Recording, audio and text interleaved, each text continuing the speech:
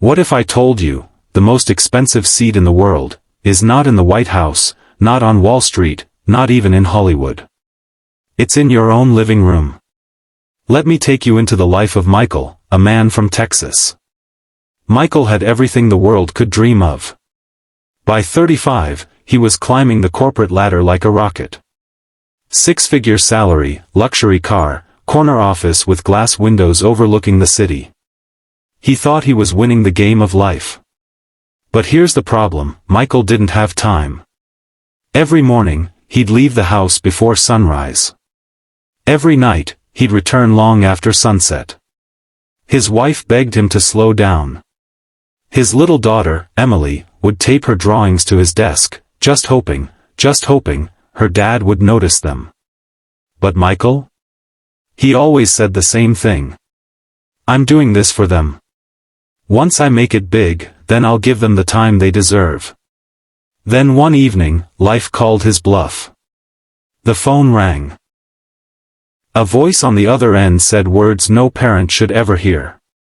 Emily. Accident. Hospital. Hurry. Michael's hands shook as he raced down the highway. But when he got there, it was already too late. The bed was empty. And the chair next to it, the chair he should have been sitting in all those years, was empty too. At the funeral, Michael stood in silence, staring at the little white casket. He was a man who had closed billion-dollar deals, yet he couldn't bargain for just one more hour with his little girl. A week later, Michael sat in Emily's room. Her walls were covered with drawings. On her desk was one last picture.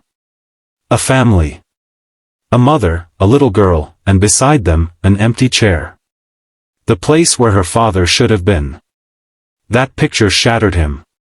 The next morning, Michael walked into his office, handed in his resignation, and walked away from the world that stole his time.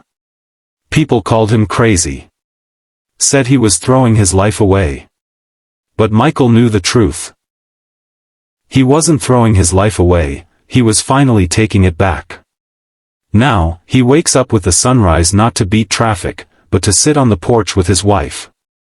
He spends afternoons mentoring kids who don't have fathers. He volunteers at hospitals, holding the hands of children who are scared and alone. And when people ask him, Michael, don't you regret giving up success? He smiles and says, no. Because success isn't money. Success is sitting in the chair that matters before it's too late.